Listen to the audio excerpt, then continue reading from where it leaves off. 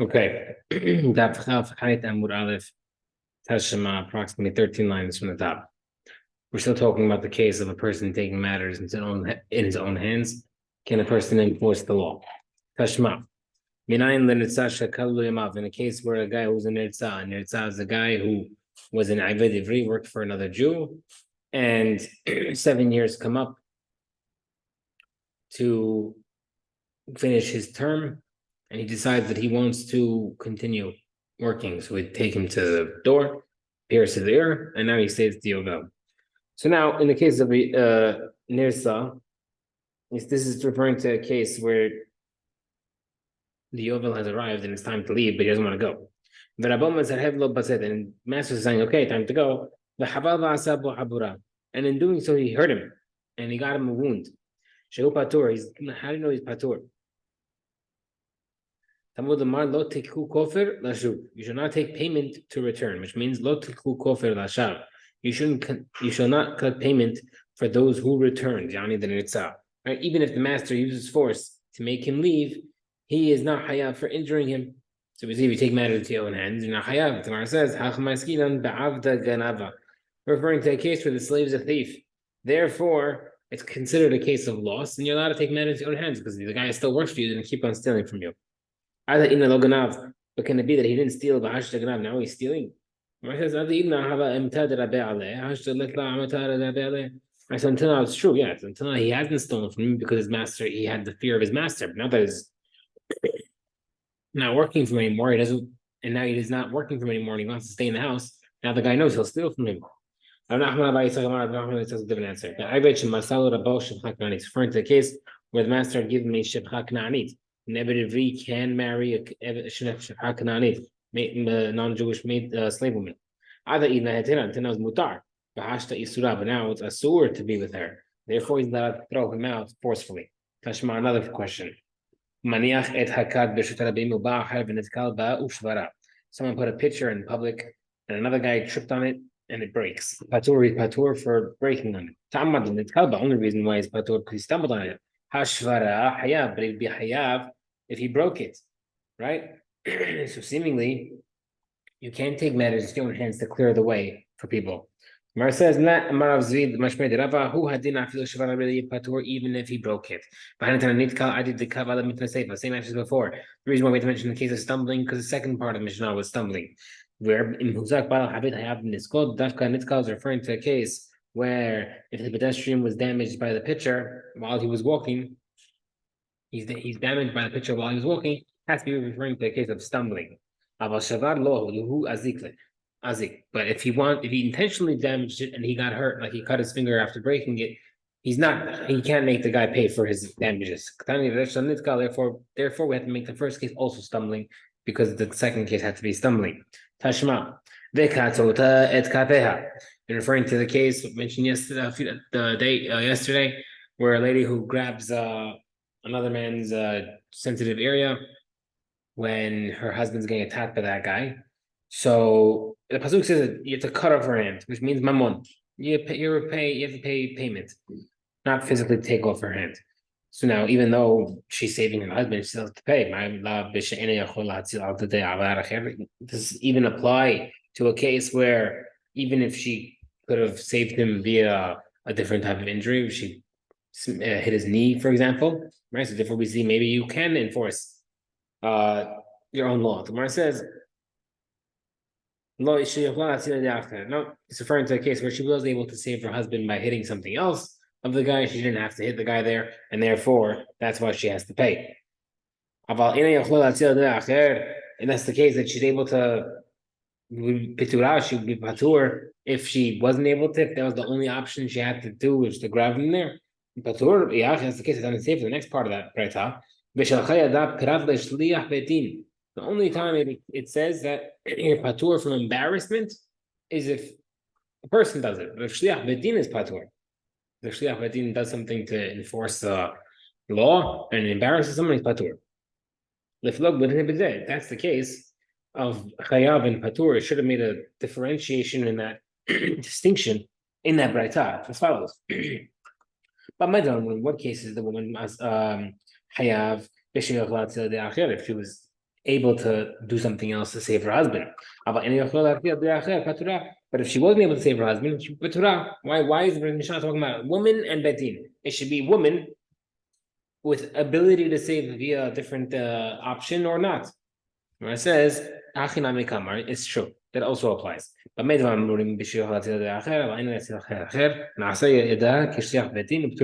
she has no other option but to grab him there, she's the equivalent of a shliach betin, just like shliach betin is patur, so too she is patur. Tashma, another one.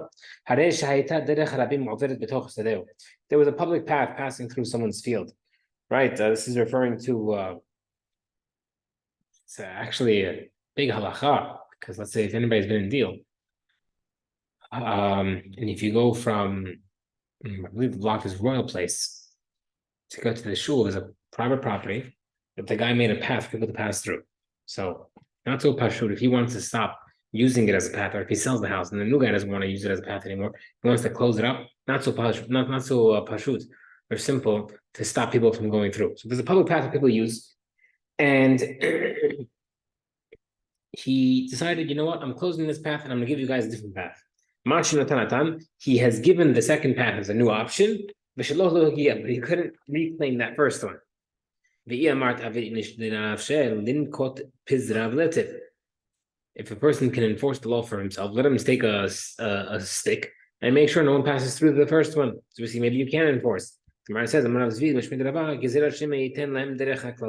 no, the reason why we don't want people to take matters into their own hands, to shut down shortcuts, is because if the only time you could give them a new shortcut is if it's the same distance. However, if you give them a new shortcut, quote unquote, but now it's a whole crooked or zigzag that makes people walk more, you can't do that. The Mashar Shemar has an answer.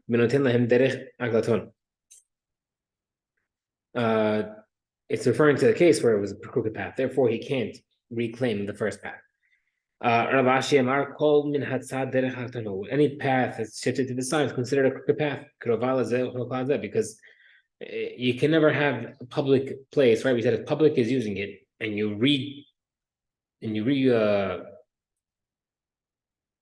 like I don't know the word, you put it somewhere else, then for someone, no matter where you are, if it's public property, then someone's going to be farther, someone's going to be closer. Therefore, it's always considered crooked than someone else. If that's the case, why can't he reclaim the new path? He should say, you take the new one, and bring back my old one. So Gemara says, Mishum Rav Yehuda. Because of what Yehuda said. Once a private property has been used with Hazakah through Rabim, you can't be ruined. Tashma, another proof. If an owner of a field left pe'ah on one side of his field, and Aniyim took the other side, right? Pe'ah is the corner of the field. They're both considered pe'ah, right? So an owner of a field has a chiyub to leave the corner of his field as for poor people. It's called pe'ah. So what if he left the left-hand corner and they took the right-hand corner instead? The owner can't say, "Oh, you guys took the right side. Okay, so now I'm taking my left side back." No, the Mishnah says that both are considered pe'ah. The one that was taken and the one that was left aside. If the person can take matters in his own hands, let him guard it. It's treated both as pe'ah in order to be patur from ma'aser, right? Meaning they're both considered ma'aser. So if there's 100 fruits on each side, he can deduct, quote unquote, 200 fruits from his total amount from chiyuv ma'aser, but it doesn't necessarily make it actual pe'ah. Kiratanya. Someone makes his vineyard ownerless, then he woke up in the morning and harvested it. He's still chayav to all the aniyim halachot. Upatur maaser, but it's still patur maaser. So all things that you're chayav for with pe'ah, you're patur maaser. New Mishnah. If someone's pitcher of water broke in public and someone slipped in that water on the floor, or if someone was injured by a shard from the broken barrel pitcher, right? So seemingly it's the same case, right? Same thing. Well, it's a different vehicle of injury, but it's the same exact thing. The water of the pitcher. We'll talk about it. Chayav. If he was on purpose, chayav. If it was not on purpose, you're patur. We'll discuss that also. Only time you're chayav, ela shu tindifu kelev b'mayim, where the guy's clothes got dirty from the water. About who small, but if the guy himself got hurt, patur. Karaka olam hizikto, because the owner, the public ground hurt him, right? You slipped in the water, but I didn't hurt you. The ground did. Ki amart the commission when it says in front of Shmuel, I'm gonna lay. He told me. Michti, 1 second. Right, we learn the halacha that if your knife, stone, or item on the floor damages someone, we learn from that halacha from Bor that you're chayav. In all those cases, I apply short of a law dam hamor b'lokalim. A person's chayav for an ox that got damaged, but he won't be chayav for an ox or a hamor, but he won't be chayav if someone hurt, if a person fell inside or if an item fell inside. That's only for chayuv mita, right? So if an ox fell inside, you're hayav. A person fell inside, you're patur, but patur from death, meaning you're not hayav for his death. But in the case of damages, if a guy falls in, you're hayav for damages, but still patur for vessels. The Rav says, the only time that you're chayav in public items, obstacles, is where it was hefker. If it's not hefker, it's considered mamon, like an ox, and therefore, since it's considered like an ox, you're chayav for everything that damages it, just like your ox will damage anything. So too, if your water hurts, cause someone to get hurt, you're chayav. Okay, mativ Rav Hoshaya, v'nafal shama shor or hamor, and an ox or donkey fell into a pit. Shor of lodam hamor l'kleim chayav for a shor, not a person, hamor not a kleim. Therefore, we learn from here. If an ox with kelim on it fell into a pit and the utensils broke, hamor v'kelav, then karu, or if a donkey with utensils fell inside and the utensils and the clothing tore, chayav al b'meir chayav for the damage in the animal, upatur al kelim. What's that comparable to? It's comparable to a case of a person's stone, knife, or item that he placed in public and it caused damage. 1 second. It should have said, what is comparable to this? Right? The Gemara says, what is comparable? Right? It's more of a grammar. The Gemara says, continue the Baita. Someone broke his cup or flask against a stone in public, hayav, and someone else got hurt from it, you're hayav. The first part of the Baita, which compares the bor to a knife or a stone, is a kasha against Rab, because he holds that if you left something in public, it's considered like a pit. The second part of the Baita, which says that if you left your broken flask, you're hayav, which is against Rabbi Shmuel because he holds like an ox.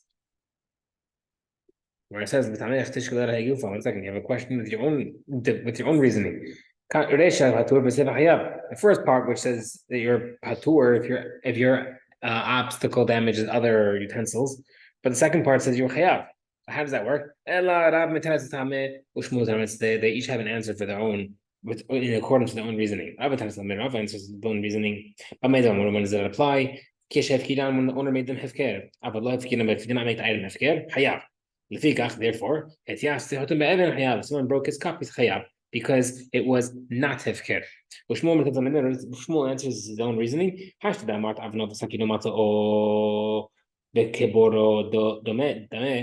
that you just compared one's stone, knife, or item comparable to a pit. In this case, Rabbi holds that kelim are chayav if it falls into the bor. Therefore, if you broke your cup against the stone and you left it there and someone got hurt, chayav. Okay, Amar Rabbi Lazar, lo shano, the only time you're chayav for the fast, elash nitkal ba'even v'nishof ba'even, right? Only where the person was carrying the flask and it fell onto the stone and the flask broke against the stone. But if he stumbled on the ground and the flask hit against the stone, patur. Kiman, lo kibinatan. Whose opinion is this? It's not according to Binatan, right? We're going to see the difference between someone falling or the item falling. Ikeda Amri, this is a different version. Amar Rabbi Lazar, lo tima ben kaba even v'nishof ba'even hu chayav. The only time where the person's chayav is where he stumbled on the stone and it knocked his thing on the on the stone and the thing broke against the stone. And the owner of the stone is chayav. But if he stumbled on the ground and the flask hit the stone, he's patur. But rather, even in a case, if you stumbled on the ground and the thing hit the stone owner is chayav. Kiman, Rabbi Natan, according to Rabbi Natan. Right, so we have two ways of learning it, one according to and one against Rabbi Natan. Okay, Rabbi Natan mitkaven chayav, if you did it on purpose. So the Gemara says, what do you mean you did it on purpose? What type of intention did he have? Maraba, mitkaven lahorida lemata mekatipos, referring to a case where he wanted to take the pitcher down from his shoulder, but he tripped while he did that and then before it broke. Does that mean he would be chayav even if it just broke and it fell down and it hurt something? Right? Is that also considered a chayav? He would make you chayav even if the pitcher handle fell off and the whole thing fell down. Right? The guy is holding the pitcher and knows the whole thing fell down and he's still holding the handle. He's still chayav for that. I know, so that's considered a accident. I didn't have anything to do with it, but the onus rahmana patre. And in the case of unavoidable accidents, the Torah says patur. Famous pasuk, the thief, v'na'ara lo ta'aseh davar. First, referring to the case of an arusa girl who's getting raped. If she's crying out and screaming and no one's able to help her, she didn't do anything wrong, therefore she's not chayav mitah. Why? So therefore we see the Torah says, in case of onus, patur. If that's the case, maybe you might say that the only time you're patur for ones is referring to death sentence, like the girl. Maybe you should be hayav for damages. But that's not the case. The Braita says, if someone's pitcher broke in public and he did not remove it. If his camel fell and he didn't stand it up. Ramir holds their chayav for the damages if someone trips on it. Hamim say, patur. Medina Adam, Medina Shemaim. You're patur from Bedin, but God will take care of it. Hamim would agree to the mayor. In the case if someone left a stone, knife, or item on top of the roof, we had this case before, and a common wind knocked it down and it caused damage. Because you're hayav. But Rabbi Meir would be agreeing to Rabbanam. If someone brought jugs on top of a roof in order to dry them, and a strong, uncommon hurricane wind brought them down and it damaged. So we see that the last part of the Braita says that you're patur in the case of onus. It says there's two separate points. There's a difference where it damaged when it fell at the time of falling. It's referring to another case where it damaged after it fell. If the camel fell down and someone tripped on the camel, that's different than actually damaging when something falls down from the roof. Where it says in the case of the time of fall, you're tzmachloka whether or not that's considered negligence. Tanaka holds that if you were falling, you're considered negligent, you should have been more careful. Rabbi holds no, it's considered honest. In the case of after the fall, also machloket, whether or not you're chayav if you made it hefker. More savar mafkin is a kav chayav. Tanakama holds that you're chayav if you made it hefker, or more savar patur. While Yehuda holds you're patur. Why do we need this halacha? Because we had two separate. We can learn it from the Mishnah because there was two separate cases in the Mishnah, like I pointed out before. Whether you slipped on the water that spilled from the pitcher, or you damaged by the pitcher itself. Why do you need two cases? Same thing technically. Therefore, we have to say, the Mishnah is teaching you as follows. If someone slipped in the water when the water spilled out, at the time of the falling, or even or you're injured by the broken pitcher after the fall. That's be two separate points of contention of when the damage is happening. A little more. Since the Mishnah is talking about two separate cases, maybe the Braita has to be also talking about two different cases, right? With the pitcher and the camel. The case of the pitcher makes sense because I can talk about a case of before and after, during falling or after falling. I understand the case of someone tripping on the camel after it fell down. And you could make the owner made the camel hefker. What would be a case where the guy made the item hefker and the camel fell at the time of the camel falling down? Gemara says, it's referring to a case where the owner was passing the camel next to the water, and the path next to the water was covered by the water. It had overflowed. So therefore the owner couldn't see where it was going. So now the mahloket is whether or not the owner was in a trip and then someone tripped on the camel. So the mahloket is whether or not the owner is chayav because he led his animal through something that it couldn't see where it was walking. What's the case? If there was another route he could have taken with the camel, then for sure we should agree pushing out. That's considered negligence. Why did you take that route? And if there's no other route available, anuso is considered an accident. So the Gemara said,